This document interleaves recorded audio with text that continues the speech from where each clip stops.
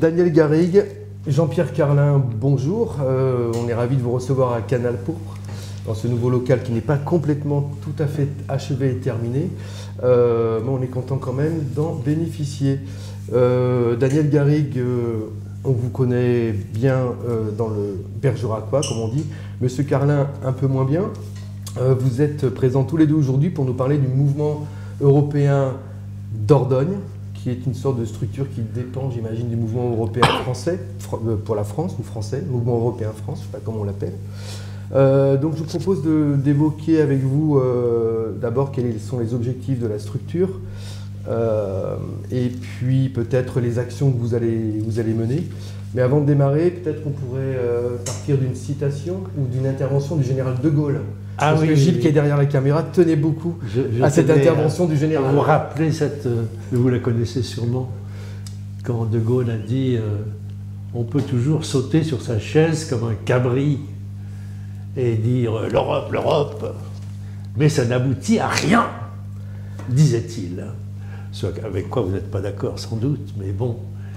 Voilà, j'ai trouvé cette expression pas mal, enfin, de la part de Gaulle. Daniel Garrigue, en reste quoi? Oui, non, mais bon. Je laisse parler Jean-Pierre Carlin, mais je dirais après ce que j'en pense. Absolument. Allez, on part sur cette remarque. Non, mais bon, l'Europe, l'Union européenne a abouti aujourd'hui au regroupement et à la réunion de 27 pays, et on était 28 avant le départ de la Grande-Bretagne, qui, à travers les crises, poursuit un chemin d'intégration et de mise en commun de règles qui ne sont pas que des règles économiques, mais qui sont basées avant tout sur des valeurs européennes et qui visent en fait à promouvoir la paix et la prospérité à travers l'Union européenne.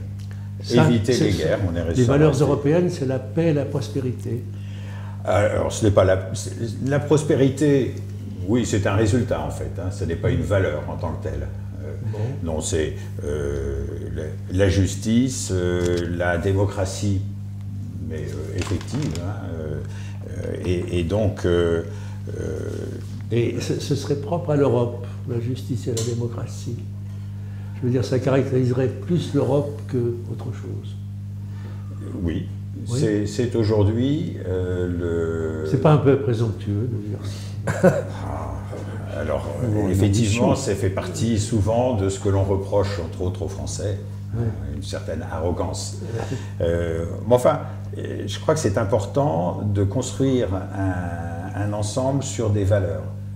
D'ailleurs, même les entreprises maintenant transforment leur statut avec une notion de mission à l'intérieur. Donc, non, mais les valeurs, c'est bien, mais les faits, c'est aussi pas mal.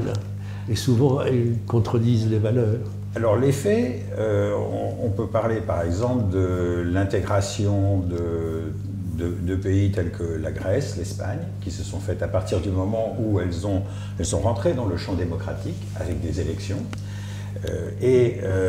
La prospérité de ces pays depuis qu'elles ont rejoint l'Union européenne a été certaine. Donc, je pense... La Grèce? Oui. La prospérité de la Grèce? Oui. Une réussite avant la crise. Il n'y a pas eu une petite crise? Alors, la crise a été... Elle a traversé le monde entier, la crise. Il y en a eu plusieurs. Mais la Grèce en a pris plein la gueule quand même, à ce moment-là. Oui, alors on peut faire mieux, on aurait pu faire mieux en termes de solidarité des pays, c'est vrai. Néanmoins, il y a eu des aides qui sont venues aider la Grèce à sortir et à éviter d'avoir le Fonds monétaire international qui réglemente et qui régisse son rétablissement. Et on sait très bien, quand les institutions internationales se mêlent de quelque chose, on ne demande pas l'avis à ce moment-là des habitants. Bien, alors on reviendra peut-être sur les limites de l'Europe. Attends, Daniel voudrait ajouter. Oui, on va laisser la parole à Daniel réagir en tant que gaulliste de gauche. Je vais réagir. Non, mais je vais réagir. Simplement, ce que le général de Gaulle a dénoncé quand il a parlé suffit pas de sauter comme un cabri. Voilà, ce qu'il a voulu dénoncer, c'est une Europe qui était un peu incantatoire, que certains essayaient de promouvoir sans avoir suffisamment travaillé. Je rappelle quand même que c'est le général de Gaulle qui est à l'origine de la réconciliation franco-allemande avec le chancelier Adenauer, que ça s'est construit, que c'était quelque chose de construit.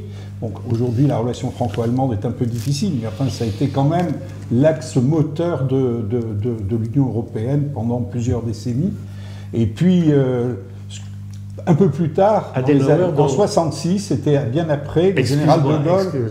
Adenauer, dont le premier directeur de cabinet était un nazi, le mec qui avait inventé la législation anti-juive. Oui, mais ça, malheureusement, ça c'est le problème de la dénazification en Allemagne qui n'a pas été menée aussi loin que Adenauer y est pour quelque chose. Voilà. Mais enfin, Adenauer, on peut pas accuser Adenauer d'être un nazi. Non, il a fait contrition quand même, hein, il s'est agenouillé. Mais pas non plus un dénazi. Oui.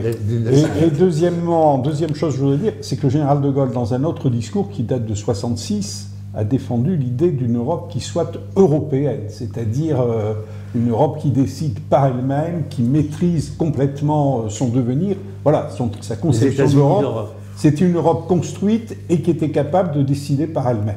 Bon, c'est un débat qui est toujours d'actualité sur un certain nombre de sujets. Bien, une introduction un peu vive, c'est la logique de Canal Pourpre. On va revenir sur le mouvement européen. Donc, le mouvement européen France a été fondé en 1949. Et je lis donc association qui regroupe en dehors de toute appartenance syndicale, politique, les hommes et les femmes qui souhaitent s'engager en faveur de la construction européenne. Est-ce que le mouvement européen Dordogne, qui est né en janvier 2024 à Lambras, oui, on verra pourquoi Lambras et pas ailleurs, s'inscrit dans cette, j'imagine, cette ligne du mouvement européen, et qu'est-ce que ça signifie en dehors de toute appartenance politique? Alors ça veut dire qu'on ne vous demande pas une carte d'identité avec appartenance ou au contraire non-appartenance à telle et telle catégorie de personnes. Donc c'est un mouvement qui est, vous l'avez évoqué tout à l'heure au début, qui est affilié au mouvement européen France. Le mouvement européen France a été créé en 1949 en conséquence et à l'issue du congrès de La Haye, qui réunissait 800 personnalités alors du monde politique, du monde économique, donc il y avait aussi bien des syndicalistes que des représentants des entreprises. Le monde politique, effectivement, ça allait de Winston Churchill jusqu'à Léon Blum. Et ce congrès avait pour ambition de jeter les bases et de construire un certain nombre de structures permettant d'assurer la paix en Europe, à travers la prospérité. Et donc, ce congrès de La Haye s'est traduit par un certain nombre de réalisations concrètes.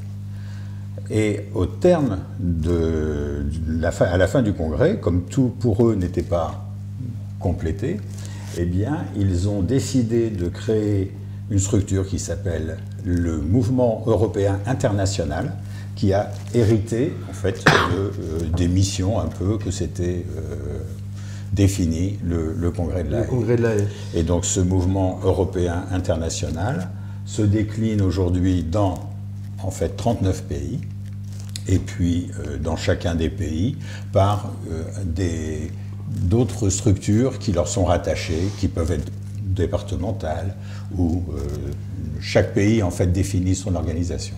Ok.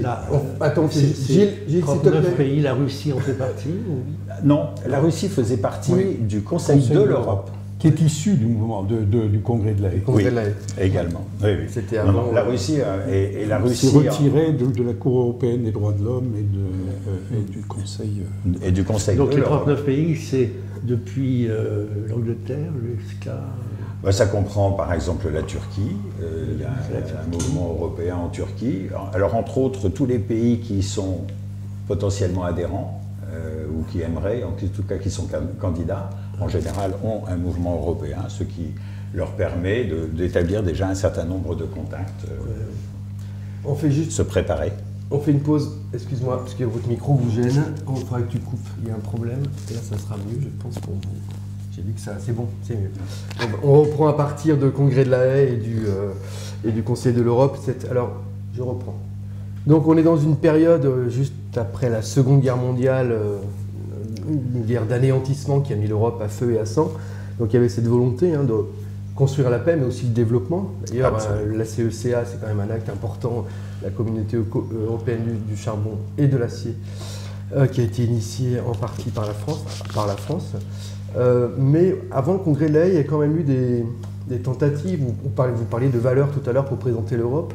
Est-ce que vous vous inscrivez, on peut remonter à Emmanuel Kant sur le projet pour une paix perpétuelle, à Victor Hugo, est-ce que ce mouvement s'inscrit dans cette dynamique, cette volonté-là qui apparaît dès le 19e siècle, ou est-ce qu'en 1949 c'est sur d'autres valeurs? C'est important de savoir ce que le mouvement européen défend aussi comme principe d'une Europe. Je pense que c'est quand même dans ce courant, parce que on a évoqué tout à l'heure le Conseil de l'Europe. Institutionnellement, le plus important, c'est la Cour européenne des droits de l'homme. Et la justice et la démocratie, voilà, on les trouve tout de suite au premier rang des préoccupations. D'accord, donc il y a vous êtes dans cette lignée-là. Absolument. Bien, Monsieur Carlin, parlons de l'embrun. Excuse-moi, mais le Conseil de l'Europe, tu dis... le Conseil de l'Europe, c'est une institution qui rassemble la plupart des pays européens. C'est un Conseil des ministres. Et il y a une assemblée du Conseil de l'Europe, mais surtout l'institution qui est issue du Conseil de l'Europe, c'est la Cour européenne des droits de l'homme qui juge. Le Conseil de l'Europe, c'est un Conseil des ministres. Non. Non, c'est... Ah non, pardon. Non. Alors, il y a le Conseil européen. Le Conseil européen. Ça n'est pas la même chose. Le Conseil européen et le Conseil de l'Europe, c'est pas la même chose. Il y a effectivement proximité des termes, ce qui est ambigu, ce qui crée des ambiguïtés. C'est un fait qu'elles ont été créées en même temps. Oui. En même temps, il y a eu donc le Conseil de l'Europe, qui était une vision très très élargie de l'Europe, qui allait... qui a englobé des pays qui ne font pas partie de l'Union. Absolument, tout à fait. Oui, tels que la Turquie, la Norvège, le Royaume-Uni. Oui, et la Russie, donc jusqu'en octobre, je crois, 2022. Donc en 1949, le mouvement européen France est fondé. On pourrait se dire la partie est gagnée, puisqu'il y a eu la CEE, l'Union européenne. Pourquoi avoir la volonté de continuer dans ce mouvement européen Dordogne ou France, alors qu'on pourrait dire que la partie est gagnée, l'Europe, elle existe? L'Europe est encore en gestation, on la voit d'ailleurs évoluer. Ça a été même par les fondateurs qui ont immédiatement accepté l'idée que l'Europe allait se construire à travers les crises. Lors de la création du mouvement européen international, les pays d'Europe n'étaient pas prêts à mettre en commun énormément de fonctions que l'on considère aujourd'hui sur lesquelles on réfléchit, et certaines mises en commun ont déjà été réalisées. On n'imaginait pas, par exemple, que l'euro, la monnaie, qui est un instrument national par excellence, aurait pu être mis en commun. On parlera de l'abandon de certaines fonctions dites régaliennes, ou est-ce qu'on peut transférer ça à l'Union européenne, notamment, on parlera de la défense avec Daniel Garrigue tout à l'heure. Alors, pour moi, la valeur, ce que vous venez de dire me fait penser que je serais assez d'accord pour dire que la valeur européenne consiste à ne pas se prendre pour existante à l'avance. C'est-à-dire que l'Europe, comme vous dites, elle est en train de se faire, quoi. Et considérer qu'on est en train de se faire, si c'est européen, ça me va. Ça me va pas mal, oui. Parce que tous les États se prennent pour évidents, incontestables, avec leurs frontières. Et du coup, ça m'amène à une question, c'est est-ce qu'il y a un débat fédéraliste en Europe? Il y a des courants fédéralistes, à la fois au sein du mouvement européen. Il y a un autre mouvement qui est associé, d'ailleurs assez proche au mouvement européen France, qui est l'Union des fédéralistes, effectivement, de France. Et il y a des anti-fédéralistes aussi? Certainement. Certainement. Oui, oui, tout à fait. Vous les appelleriez comment? Nationalistes? Je dirais, il y a deux types de personnes. Il y a des personnes qui rejoignent le mouvement européen France avec l'idée déjà d'accroître leurs propres connaissances, parce que l'Union européenne, ses institutions, la manière dont se prennent les décisions, on ne peut pas dire que ce soit très communiqué, très dans le débat public, 6 mois par an, tous les 4 ans en fait, enfin pas tous les 4 ans, tous les 4 ans, lors des élections, effectivement, à ce moment-là, on en parle un petit peu de l'Europe. Et on voit quand même que même la plupart des listes parlent plus de la France que de l'Europe et de la construction européenne. Donc nous, notre objectif, c'est justement d'essayer, d'expliciter.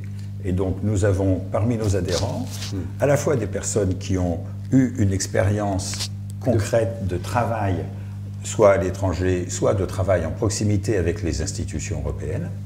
C'est le cas, entre autres, de 4 des personnes qui nous accompagnent dans la création et dans le mouvement européen de Dordogne. Et puis, il y a d'autres personnes qui, au contraire, cherchent à comprendre comment ça se passe avant d'aller voter, plutôt que de rejeter en bloc et de suivre un petit peu les slogans qu'on peut entendre.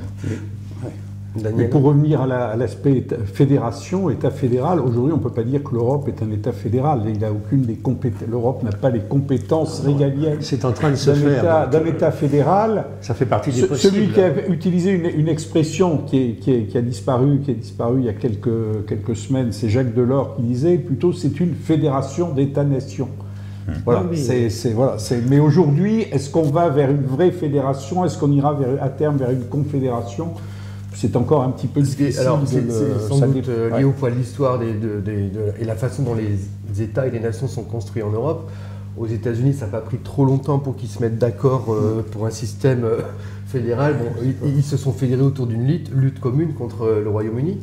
L'Europe, parce que déjà au Congrès de la Haye, il y avait ces débats entre quelle structure on veut pour l'Europe, une Europe fédérale, non fédérale, quelle place pour les droits régaliens, enfin les droits régaliens de chaque État. Et je crois qu'aujourd'hui, la plupart des entre guillemets, pas entre guillemets, mais des partis politiques qui peuvent se dire anti-européens ou qui dénoncent une Europe, il y a à la fois soit on veut plus d'Europe sociale et moins d'Europe économique, ou alors on veut sortir de la monnaie unique. Donc derrière, il y a quand même cette idée d'une volonté d'une nation forte et existante au sein d'un espace européen. Est-ce que le mouvement européen se situe, quel est le curseur? Est-ce que vous vous situez plus dans une Europe qui irait jusqu'à un fédéralisme à la manière états-unienne un peu? Ou est-ce que ce débat existe au sein de votre mouvement? Ou qu'est-ce que vous faites de ceux qui veulent des États-nations forts au sein de l'État européen? On va parler de la défense par exemple, mais on pourrait parler de la monnaie, etc. Même si elle existe aujourd'hui via l'euro. Bon, je crois que nous avons, à l'intérieur du mouvement européen France, et Dordogne plus particulièrement, ou de la même manière, nous avons une vision très réaliste de l'Europe. C'est-à-dire que nous n'avons pas eu de débat entre nous concernant une vision fédéraliste ou pas. D'accord. Donc, comme je signalais, il y a une autre organisation qui s'appelle l'Union des fédéralistes qui, effectivement, se concentre sur cet objectif. D'accord. Je voudrais juste revenir sur une chose. Les États-Unis s'est réunis à travers une guerre qui a été extraordinairement sanglante, qui a fait des millions de morts. Et donc, ça a été la prise de pouvoir de l'Amérique blanche du Nord sur l'Amérique blanche à l'époque complètement du Sud. Et ça a été vraiment sanguinaire. Et ça a duré longtemps. Donc, ça ne s'est pas fait dans la paix. Ça n'a pas été un processus harmonieux. Et puis, c'est vrai que ça s'est fait aussi beaucoup en achetant des territoires au tout début. Donc, bon, la vision démocratique de la Constitution américaine, en tout cas de sa construction, je pense qu'on peut la questionner un peu. Je ne parlais pas de vision démocratique. Je pense qu'au moment où, en tout cas, le moment où les différents États des 13 colonies se fédèrent pour lutter contre l'occupant britannique, enfin la couronne britannique, oui. Ils ont très rapidement mis en place, en tout cas ils sont mis d'accord sur une constitution, sur un système fédéral, que effectivement les grands propriétaires étaient majoritairement représentés au sein de l'Assemblée qui a accouché de ça. Mais voilà, est-ce que le problème, c'est que nous, en Europe, on a une histoire des nations qui est beaucoup plus longue, qui fait qu'on a du mal à penser une Europe fédérale, une Europe où on pourrait abandonner des droits dits nationaux? Est-ce que la nation, elle a encore un beau jour devant elle? Est-ce qu'on ne pourrait pas se passer de la nation? Moi, ce que je pense, c'est qu'il faut se situer dans le monde d'aujourd'hui. Le monde d'aujourd'hui, qu'est-ce qui interroge tout le monde en Europe? C'est de voir qu'on est dans un monde où il y a de grands ensembles, des grands États, des grandes puissances. Il y a les États-Unis, il y a la Chine, il y a la Russie, il y a des puissances émergentes, l'Inde, d'autres encore qui vont s'affirmer. Et de voir que là-dedans, les Européens, finalement, ne sont pas très organisés et qui sont souvent, il faut le dire, je pense, on y reviendra sur la défense ou la politique étrangère, aujourd'hui, ils sont un peu dans une position de dépendance. Et donc la question pour les Européens aujourd'hui, c'est de voir comment faire en sorte que l'Europe s'affirme et qu'elle retrouve une place dans ce monde qui est en train de se transformer très vite. Et puis l'autre question que se posent les citoyens européens, c'est bien sûr que ça se fasse dans la démocratie, c'est-à-dire que les citoyens aient le pouvoir de peser sur les décisions qui seront prises. Alors à partir de là, il peut y avoir des tas de schémas d'évolution. On peut imaginer que le Parlement européen, il en aurait besoin, prenne plus de pouvoir, que ce soit la Commission qui devienne le gouvernement de l'Europe, qui est peut-être un exécutif élu, et puis avec un partage de responsabilités qui peut varier suivant les points de vue entre l'Union européenne et les États. Mais je crois que les deux questions fondamentales et les deux moteurs, c'est le fait d'exister dans ce monde qui se transforme, et deuxièmement, c'est de faire en sorte que la démocratie reste présente. Voilà, c'est ça. Je crois que c'est ça les deux interrogations. Il faut quand même dire que la démocratie, il faudrait en parler avec beaucoup de guillemets, parce qu'on parlait des États-Unis tout à l'heure. En termes de massacre de masse, l'Europe n'a rien à envier aux États-Unis. Nous aussi, on s'est massacré largement. Donc, et d'autre part, la démocratie, encore une fois, c'est aussi une chose en train de se faire. Nous ne pouvons nous appeler démocrates que par comparaison. Évidemment, les élections russes sont moins démocrates aujourd'hui qu'elles ne sont en France.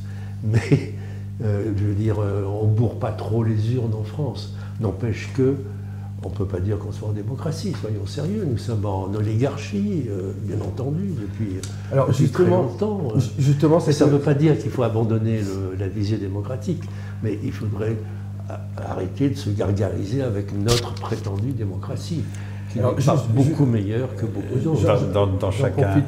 Pardon, oui. J'en profite parce que cette critique, cet aspect de l'oligarchie, comme tu viens de l'énoncer, c'est aussi quelque chose... avec le poids de l'administration, le Léviathan de Bruxelles qui nous tombe dessus, c'est quelque chose qui est souvent remis sur le tapis quand on veut critiquer cette Europe qui ne correspondrait pas aux attentes des habitants, des citoyens européens. Parce qu'on est quand même citoyens européens aussi, on n'est pas que citoyens français ou autres. Qu'est-ce que vous répondez à ceux qui parlent ou d'oligarchie ou de Léviathan, enfin de monstres Bruxelles qui décident tout pour les normes, on pourra parler de l'agriculture tout à l'heure, mais ces fameuses normes européennes qui deviennent quelque chose de repoussoir pour la plupart des habitants aujourd'hui?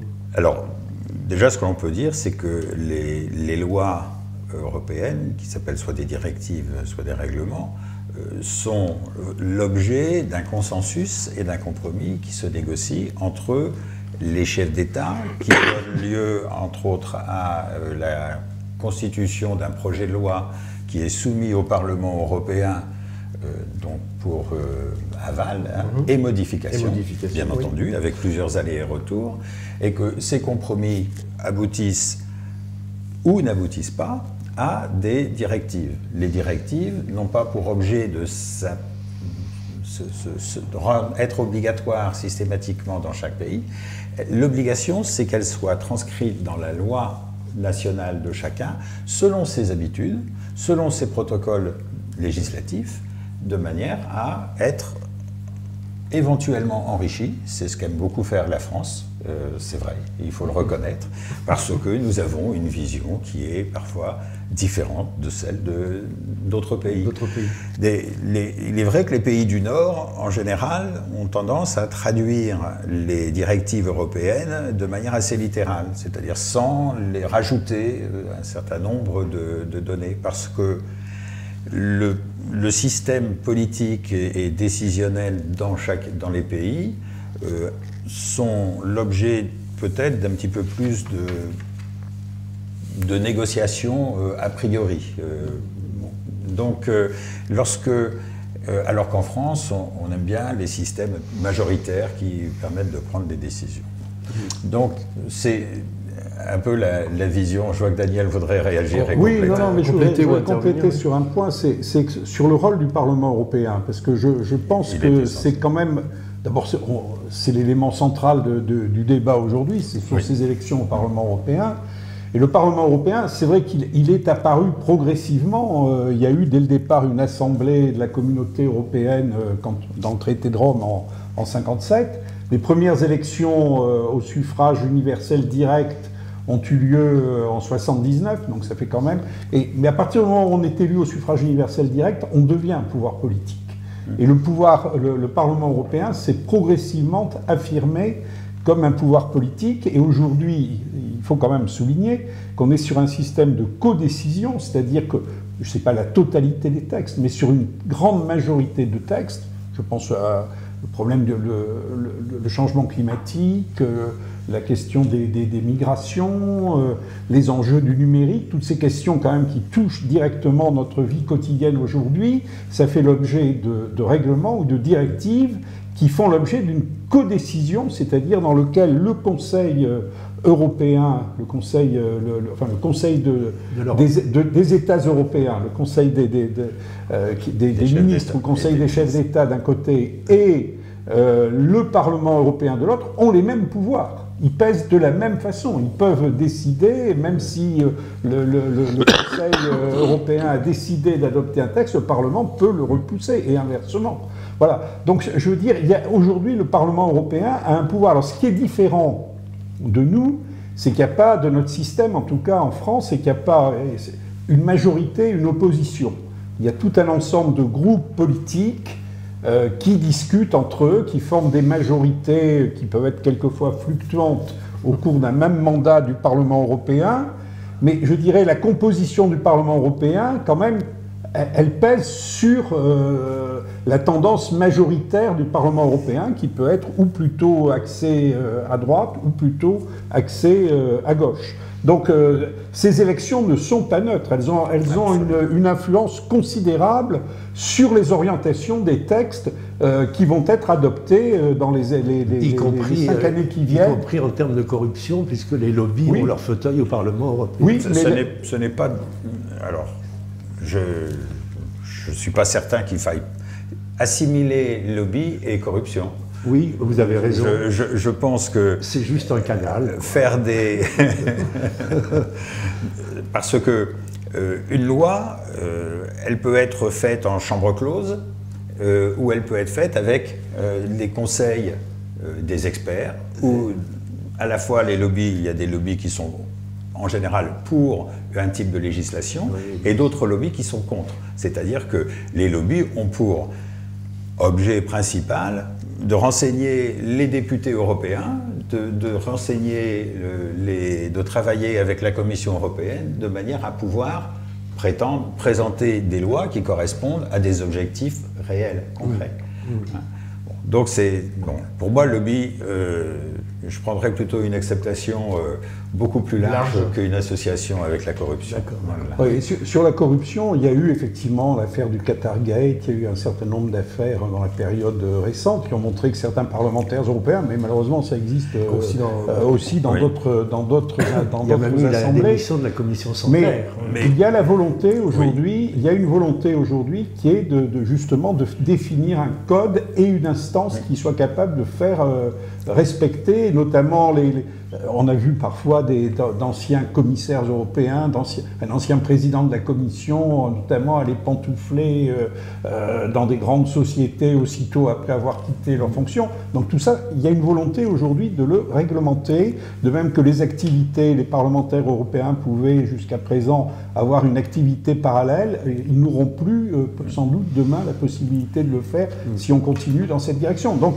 il y a quand même une prise de conscience de ces questions qu'on a connu dans les parlements nationaux. Je dirais le Parlement français, il y a beaucoup de règles qui ont été instaurées qui n'existaient pas il y a 20 ou 30 ans. Et aujourd'hui, le Parlement européen et les institutions européennes, de façon plus générale, commencent à être soumises à ces règles-là. Donc je pense que les choses ont évolué sans doute assez vite là-dessus, parce qu'il y a une attente des citoyens. Monsieur Carlin, vous voulez ajouter quelque chose ou on ne va pas pouvoir épuiser tous les enjeux européens? Juste pour terminer, même si l'enjeu démocratique, il est flagrant, il est essentiel, parce que c'est aussi une des critiques on va dire les choses comme elles sont, des certains partis anti-européens. Est-ce que il semblerait être un levier intéressant de penser des conventions euro-citoyennes? Ça n'existe pas, je crois. Ça existe, on a eu le cas pour certains pays, mais est-ce que justement pour reconnecter, je ne sais pas s'ils sont déconnectés, les habitants ils sont là, ils sont aussi européens que moi, que vous et moi, mais des conventions euro-citoyennes, est-ce que ça serait envisageable? Alors absolument, il y a déjà un certain nombre de possibilités de regroupement par les euro-citoyens afin de pouvoir mobiliser, émettre des lois. Alors je ne me souviens plus des critères. Oui, mais j'imagine que ça doit être assez... Oui, mais bon, ceci existe, même si ça existe. Il y a l'initiative citoyenne européenne. Et une des demandes particulières faites par le mouvement européen France et tous les mouvements européens, c'est justement d'accroître cette possibilité, de la rendre beaucoup plus permanente, facile à constituer. De même, Daniel l'a évoqué tout à l'heure, d'avoir un rôle beaucoup plus important d'initiative du Parlement européen qu'aujourd'hui. Donc ça fait justement partie des actions. Nous faisons en tant que mouvement européen un certain nombre d'actions pédagogiques, et entre autres des actions pédagogiques également auprès des lycéens. Alors on ne l'a pas engagé pour l'instant parce qu'il nous a semblé être important de s'axer sur des actions et sur des conférences ouvertes au public. Mais une de nos missions, c'est aussi d'aller dans les écoles, dans les lycées, et nous avons un agrément justement ministériel nous permettant de le faire. Est-ce que l'abstention fait partie de vos soucis majeurs? Oui, absolument. Le pourcentage de votants lors des précédentes élections était de 58% en Dordogne pour les élections européennes, ce qui est un bon score. La moyenne française était de 53. D'accord. Et donc, sur l'ensemble des pays actuellement européens, cette abstention est comparable? Alors, bonne question. Très variable. Pas la réponse, mais les pays qui votent le plus, je crois que c'est l'Allemagne qui était à 61% la dernière fois. Et par contre, les pays où il y a le plus d'abstention, c'est souvent les pays de l'Est qui sont entrés les plus récemment et qui ont peut-être été moins sensibilisés. Voilà. Donc, sur les enjeux, là on parle de démocratie, d'abstention, la nécessité de faire de la pédagogie auprès du public ou des plus jeunes notamment. Parmi tous les enjeux qui vont être d'ailleurs des sujets, on en reparlera tout à l'heure, des différentes conférences ou réunions que vous proposez, si tu es là, c'est qu'il y a quand même un enjeu on ne pourra pas tout dire, il y a aussi la politique migratoire, mais l'enjeu de la défense européenne, et Dieu sait que ça a été compliqué la CED, et qu'aujourd'hui il y a une sorte d'embryon de défense européenne, mais qui ne fonctionne pas très bien, et c'est en lien avec ce que tu disais, toi tu voudrais une Europe plus forte par rapport aux deux pôles, mais en même temps, est-ce que le centre de gravité géopolitique du monde, il est en train de basculer vers le Pacifique? On n'est plus dans l'Europe du 16e, 17e, 18e. Qu'est-ce que tu attendrais d'une Europe forte? Comment, parce que je sens d'après ce que tu dis que tu n'es pas vraiment atlantiste, que tu n'es pas du tout attaché à une alliance. Je pense que c'est le sujet, c'est évidemment le sujet d'actualité pour des tas de raisons, parce qu'il y a la guerre en Ukraine, parce qu'il y a eu les déclarations de Donald Trump, parce qu'il y a ce qui se passe dans les pays du Sud, qui n'ont pas une attitude quand même aujourd'hui très favorable à l'Union européenne et aux Occidentaux, entre guillemets, de façon générale. Donc il y a vraiment un questionnement aujourd'hui sur l'organisation d'une défense européenne. Alors ça ne peut pas se régler... D'abord, aujourd'hui, la plupart de nos partenaires considèrent qu'ils sont à l'abri sous l'aile de l'OTAN. Bon. Et nous-mêmes, nous sommes revenus dans l'OTAN, la France est revenue dans l'OTAN en 2009. Bon. Mais en même temps, tout le monde se rend bien compte que tout ça, ça a une certaine fragilité et qu'il vaudrait mieux que les Européens prennent eux-mêmes en charge leur propre défense. Quelle différence tu fais entre une alliance militaire qui paraît beaucoup plus large avec les États-Unis et leurs moyens militaires et une alliance européenne, une défense européenne? On ne serait pas un peu nain par rapport à... Il y a deux, il y a deux différences. Il y a la politique de défense et les alliances. L'OTAN, c'est à la fois une alliance et c'est une organisation militaire intégrée. Oui. Quand le général de Gaulle est sorti, a décidé que la France sortait de l'OTAN, il est sorti de l'organisation militaire intégrée, il n'est pas sorti de l'Alliance Atlantique, c'est-à-dire l'article 5. Lui aussi, il sautait sur la table comme un cabri, au lieu de dire l'Europe, il disait « atome, atome ». Et donc aujourd'hui, il y a d'un côté, il y a l'OTAN, qui est quand même une énorme machine et puissante, et à laquelle adhèrent la plupart, pratiquement tous les États de l'Union européenne. Il y a deux pays qui ont une force nucléaire stratégique, qui sont la France, et la France n'a pas ramené sa force nucléaire stratégique. Quand elle est revenue dans l'OTAN, heureusement, elle l'a laissée en dehors. Et il y a les Britanniques, qui ont aussi une force nucléaire stratégique beaucoup plus dépendante des États-Unis. Voilà. Et puis il y a l'Europe, l'Union européenne, qui essaie de se donner quand même, alors pas vraiment une défense, on parle de politique européenne de défense. Mais on voit qu'il y a la volonté d'en mettre en route un certain nombre d'éléments sur le plan industriel, sur le plan des coopérations militaires, sur le plan de la capacité de projection d'un minimum de force. Bon, ce qui aujourd'hui freine beaucoup l'avancée de l'Europe, c'est d'abord le fait qu'on est vraiment sur la compétence régalienne par excellence. Ensuite, le fait que donc toutes les décisions doivent être prises à l'unanimité. En matière de...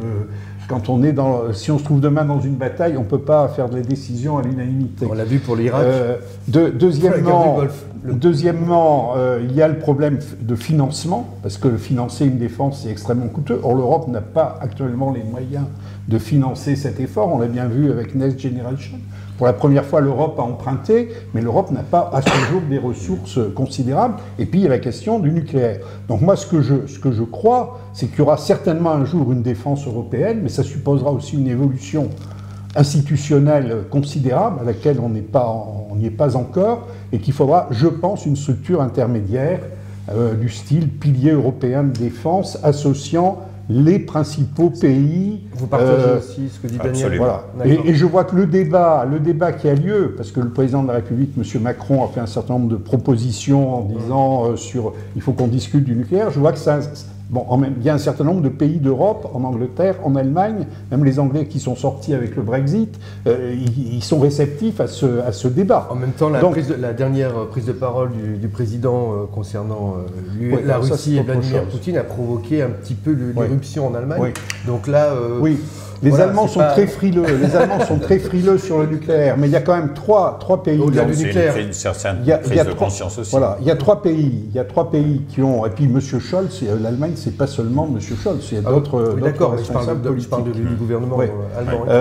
Mais en tout cas, en Europe, il y a trois pays qui sont des puissances militaires à des degrés divers. Il y a la France au sein de l'Union européenne, il y a l'Allemagne et il y a la Pologne. Il ne faut pas oublier la Pologne qui a fait beaucoup d'efforts en matière de défense.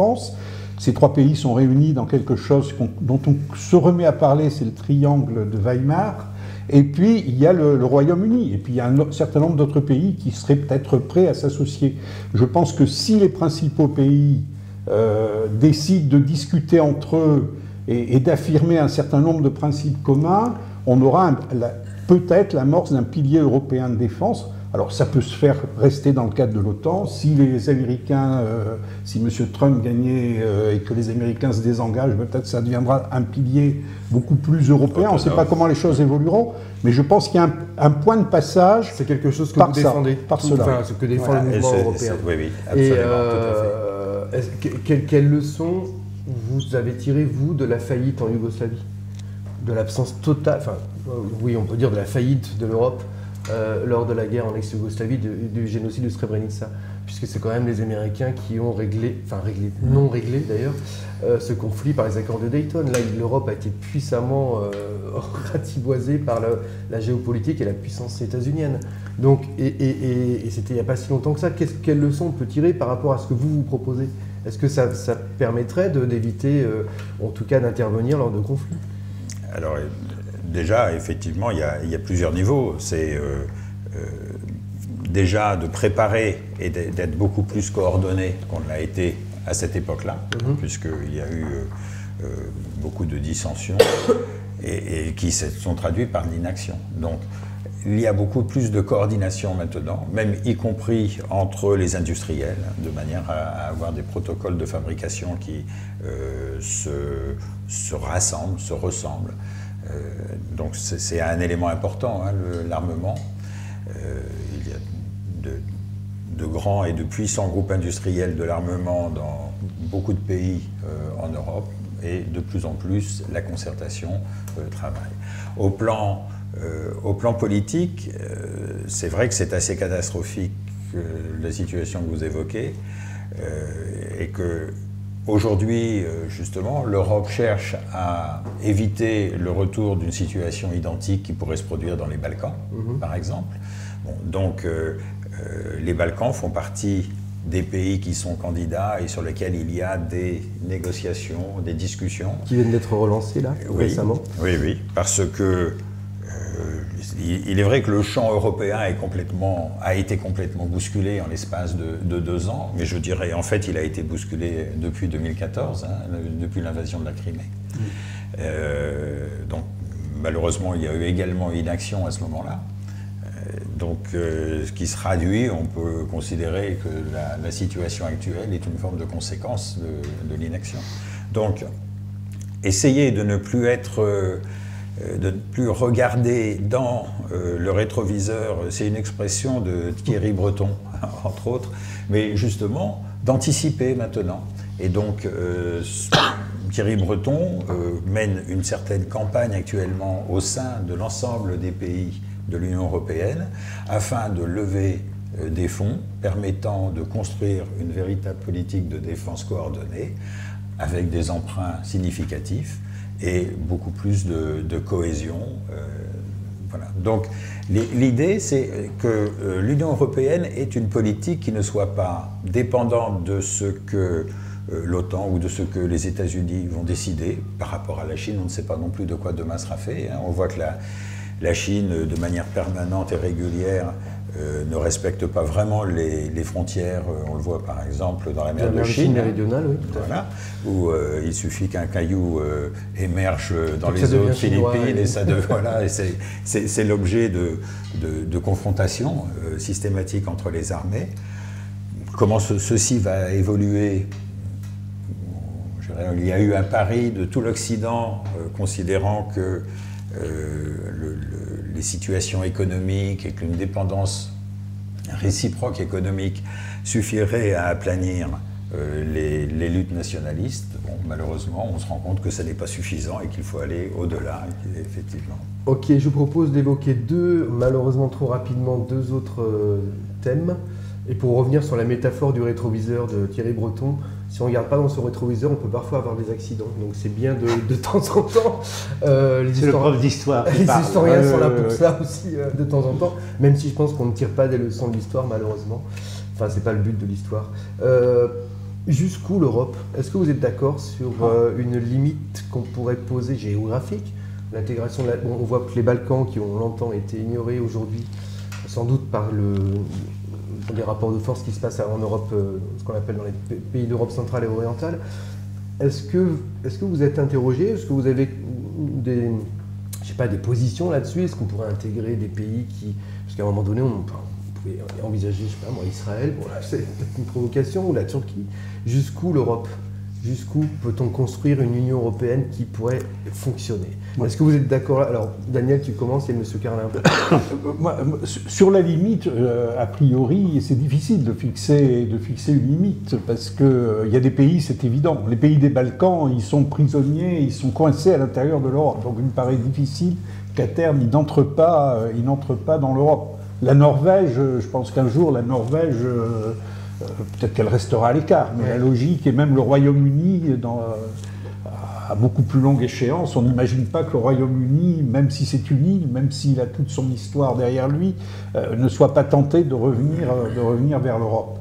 Après, vers l'Est, c'est plus compliqué. Ça dépend beaucoup de notre relation future à venir avec la Russie.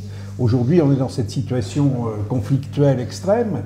Il y a des époques où on a espéré engager un dialogue avec la Russie. Ça dépend beaucoup de la manière dont la Russie évoluera.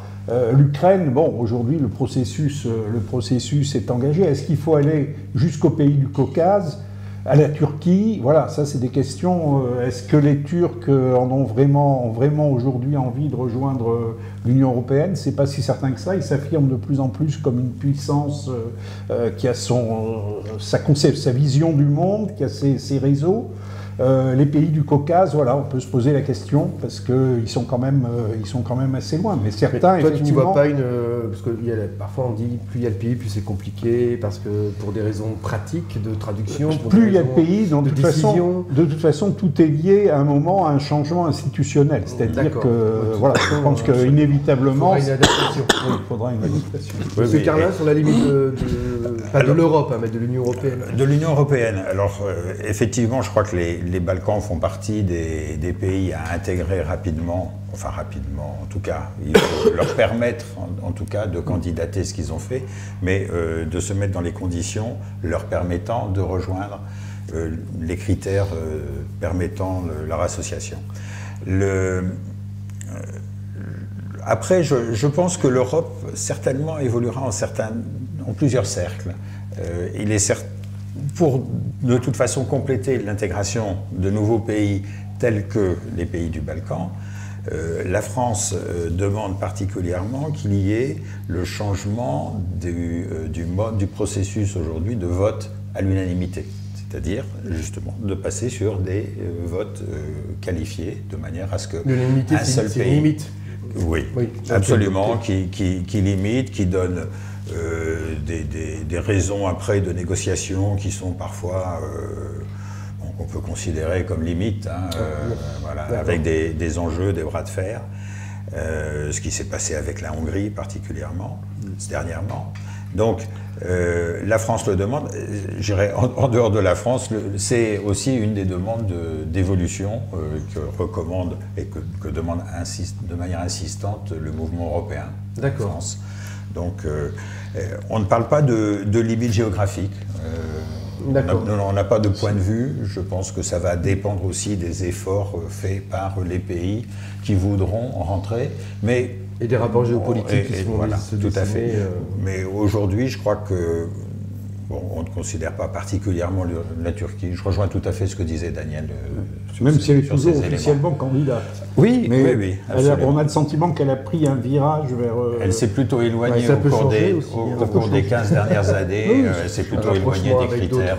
Vu qu'on l'a fait attendre si longtemps, c'est un peu normal. Et puis il y a d'autres enjeux parce que qui arrivent aujourd'hui.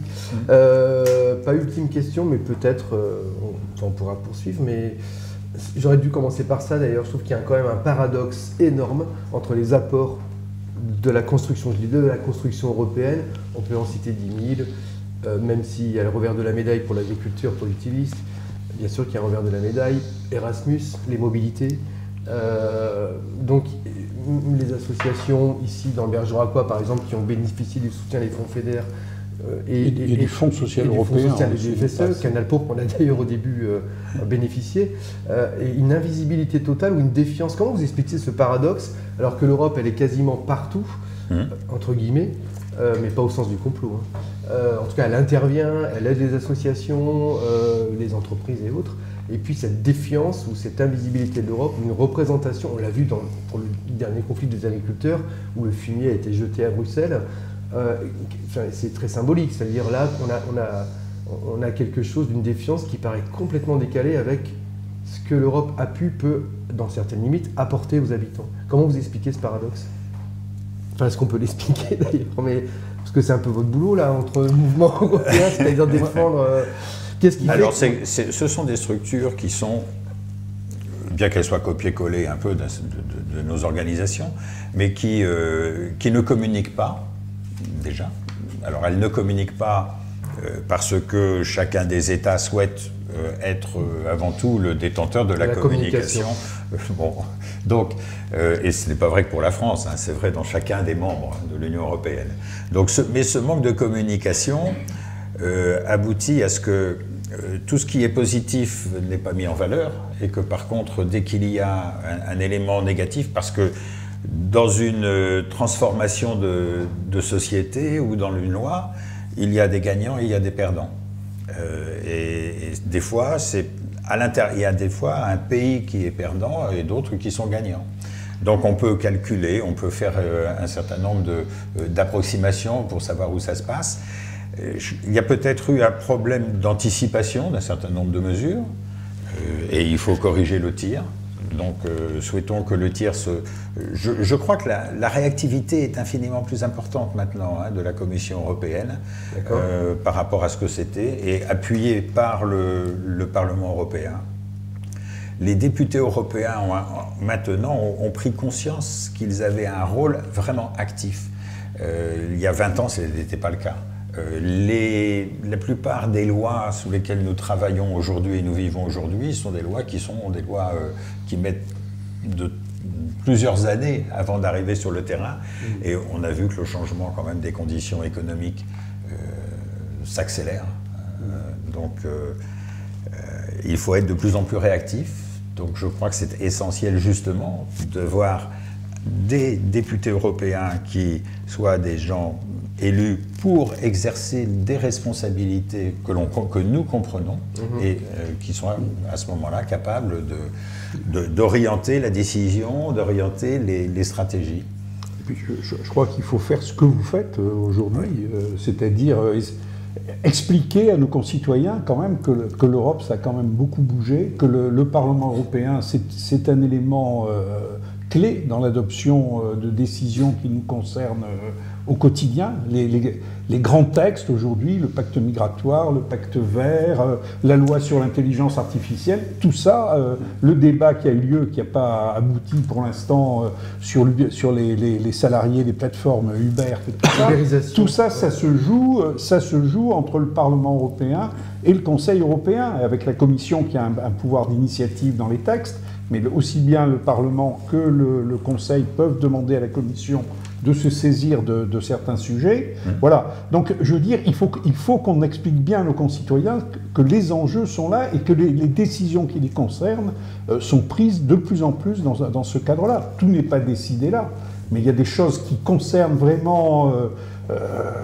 nos conditions de vie, les enjeux du futur qui se jouent au niveau de l'Europe. Le désintérêt pour les vieux partis et les vieux politiciens, le désintérêt pour les politiciens de longue date en général, vous ne croyez pas que ça va faire obstacle à je crois ce que tu dis, c'est-à-dire comment veux-tu qu'on leur fasse confiance? C'est toujours les mêmes depuis... Alors le problème, moi je le verrais plutôt en sens inverse, c'est-à-dire que les personnalités politiques dans les différents pays européens sont plus tournées vers le débat politique national que vers le débat politique européen. Ça, je crois qu'on peut le regretter, et de ne pas voir certaines personnalités politiques connues s'engager dans la bataille des élections européennes. Il y en a eu dans le passé, peut-être qu'aujourd'hui, il faudrait que les responsables politiques soient sensibles à ça. Je suis d'accord avec toi, il suffit de voir les négociations des partis politiques pour savoir qui va être tête de liste. On a l'impression que c'est un peu la cinquième roue du carrosse. Mais c'est une erreur. C'est une erreur, on est d'accord. Et la cuisine européenne n'est pas plus satisfaisante de notre petite cuisine nationale. Enfin, la cuisine, ça dépend de quelle cuisine tu parles. Mais bon, en tout cas, ce paradoxe, moi, j'arrive pas trop à me l'expliquer, à part peut-être qu'on est trop franco-français, je ne sais pas. Le mouvement européen pour la Dordogne organise de nombreuses réunions publiques. Celle de Périgueux, elle est passée, c'était le 23 mars sur l'espace numérique.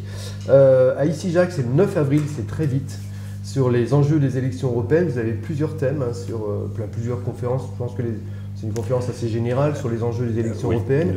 Issy-Jacques, le 9 avril à 18h30, on le mettra aussi sur le site. Merci. Toujours sur les enjeux, il y a Villefranche-de-Longchamp le 17 mai à 18h30. Et enfin, le Buisson de Cadouin le 24 mai à 18h30. Et après, il y a des réunions publiques beaucoup plus spécifiques. Thématiques, oui. Thématiques, comme la politique migratoire qu'on n'a pas, il y a plein de choses à dire qu'on n'a pas évoquées aujourd'hui. Oui. À Sarlat, le 20 avril à 18h. Et puis à Bergerac, construire une défense européenne. On pourra peut-être aller plus loin avec Daniel Garrigue sur son idée de pilier européen. C'est le 27 avril à 18 h à l'espace François Mitterrand. Et puis entre le 6 et le 9 mai à Bergerac quelque chose, j'imagine que la municipalité... Sur les fondamentaux, de l'Union européenne. Donc, qu'est-ce que vous allez devenir après les élections européennes? Vous arrêtez? C'est une excellente question. Ils sont là depuis 49, C'est une excellente question. Alors, non, nous avons un projet qui devrait être important dans le courant du mois de septembre. Et puis, surtout, nous allons relancer commencer à être présents d'une manière un peu plus pédagogique, d'aller dans les lycées, dans les établissements scolaires, puisque nous en avons l'habilitation. Et donc, ça reste. Nous n'avons que 2 mois d'existence. En 2 mois d'existence, nous avons considéré que l'urgence absolue, c'était de faire de l'information à travers ces conférences générales et certaines thématiques sur des débats qui sont gérés et où il y a vraiment des experts qui viennent intervenir, des gens qui viennent pas faire de la politique. Nous ne sommes pas un parti politique et nous en sommes... Quand on parle d'Europe, on fait de la politique quand même. Ah oui. Mais nous ne sommes pas un parti politique. Oui, oui, oui. Nous n'avons pas pour objet de chercher à être... On s'interroge sur un projet. Voilà, absolument. Nous défendons le projet européen et nous souhaitons également son évolution. Et donc pour les élections européennes, vous n'allez pas me dire pour qui je dois voter, quoi. Mais nous voterons certainement pour des listes différentes les uns et les autres. Merci beaucoup. Ultime question très personnelle à Monsieur Carlin.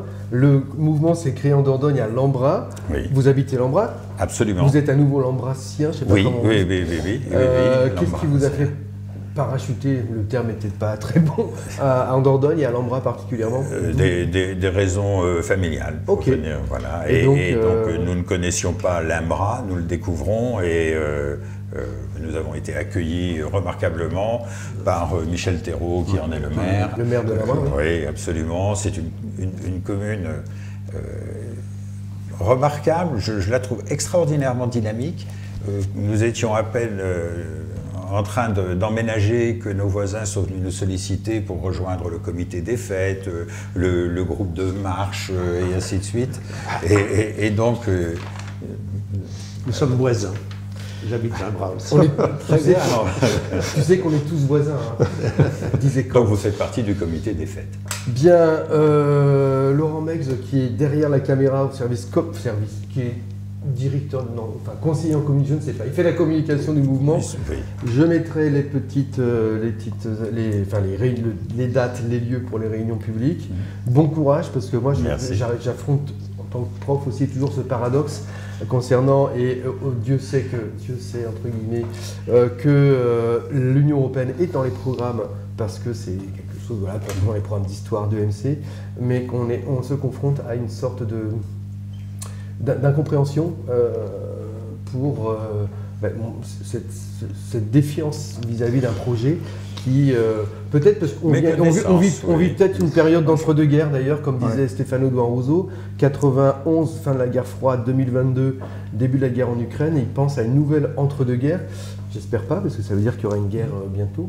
Peut-être qu'il y aura un nouveau projet européen qui va succéder à l'ancien, peut-être qu'il faudrait rebattre les cartes de ce projet européen. En tout cas, vous êtes toujours bienvenue à Canal Pourpre. Merci. Et si je peux ajouter 2-3 choses, effectivement, c'est que nous sommes également une association reconnue d'utilité générale et qu'à ce titre, nos adhésions bénéficient d'un abattement de 66%. Et que, voilà, donc l'adhésion de 45 € annuel se traduit par un message coût de 15 €. On mettra le lien aussi. Merci bien.